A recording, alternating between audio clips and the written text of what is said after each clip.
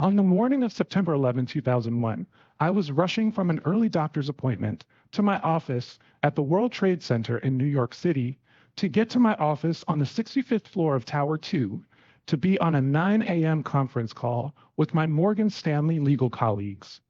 Normally, I would be in the office well before 9, but even with the early appointment, I was still making good time to be in the office for the call. I was on the PATH train that links New Jersey with New York at the Exchange Place station, about 8 minutes from the last stop at the Trade Center, when the conductor said over the intercom, "Have you heard this one?"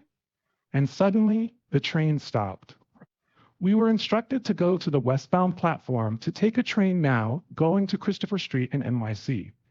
When I exited that train a few minutes after 9, still hell bent on dialing into the conference call, I looked up and saw what could only be a scene from a bad movie. The upper floors of Tower 1 of the Trade Center were on fire. A helicopter was circling the tower. It took a few more steps to see that the second tower was burning fiercely, a few floors above my 65th floor office. I got as close to the buildings as possible. The way down to the towers was a mass of debris from the attacks. Parts of the plane from the initial attack were strewn all over the street and had torn away part of a construction canopy. Even from a distance, you could see people jumping from the burning and blackened Tower 1. I was lucky being on the north side of the towers. People with whom I spoke on the south side said it was nothing less than an indescribable war zone. FBI agents and New York City police were all over Lower Broadway, a block away from the burning towers, the closest I could get to see if coworkers and friends had escaped. Several fire trucks passed by us, carrying with them many firefighters in their last hour of life. The attack caught America by surprise. Even after the Trade Center was bombed in 1993, and many of us were fortunate then to escape from the upper floors, not enough precautions were in place to prevent the horror of what happened on September 11th. For nearly a half hour, I watched as the towers burned. The weather that day was perfectly gorgeous, in sharp contrast to the horrific events unfolding before us. The clear blue sky offered a perfect view of the towers for the perpetrators, and unfortunately for us, to see the aftermath. I was able to get as close as St. Paul's Church on Lower Broadway, which is behind 5 World Trade Center, to see if colleagues had made it from the buildings.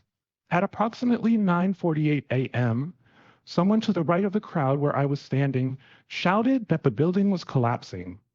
Weakened by the crash to its core by the airplane and the 3,000-degree fire flamed by the jet fuel, we watched the top 30 floors of my building, the South Tower, start to twist and fall as a unit toward Church Street, in front of where many of us were standing.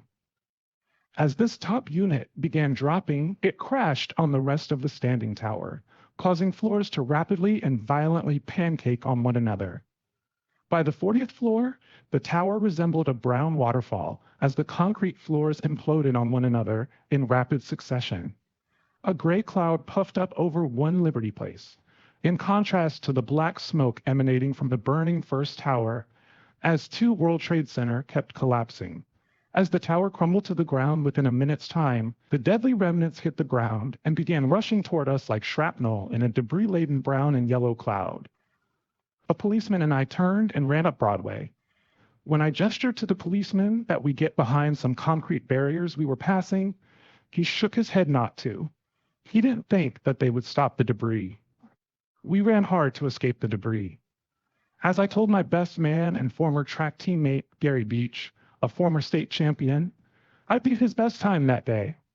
We finally reached safety at City Hall and saw people emerging from the cloud crying and covered in yellow ash from the collapse.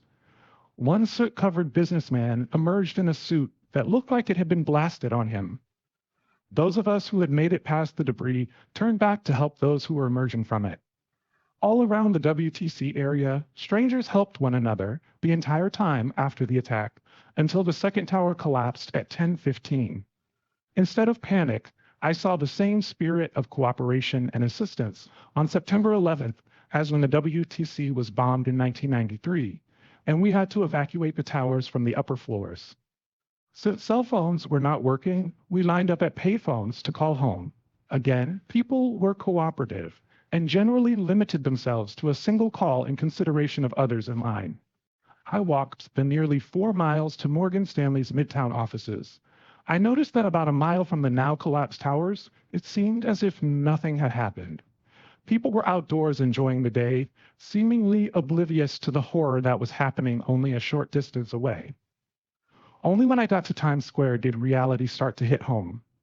People were gathered around the street, watching the large screen carrying news of the event and related tragedies at the Pentagon and in Pennsylvania as the terrorist plot was reported. There were many heroes that day in New York. Rick Rescorla, who headed Morgan Stanley's security at the Trade Center, was one of them. Even before the 11th, Rick was a hero to many of us who knew and worked with him. He was one of the most decorated soldiers in Vietnam and a hero of the bloody Battle of Ia Drang, which is the subject of the movie and book We Were Soldiers Once. In the 1993 bombing of the Trade Center, Rick was one of the last people to evacuate the building, leaving only after he was assured that everyone else had left. Unfortunately, Rick had the same sense of duty on September 11th. Many people passed him on the stairwell as he held a bullhorn to keep moving people out of the building.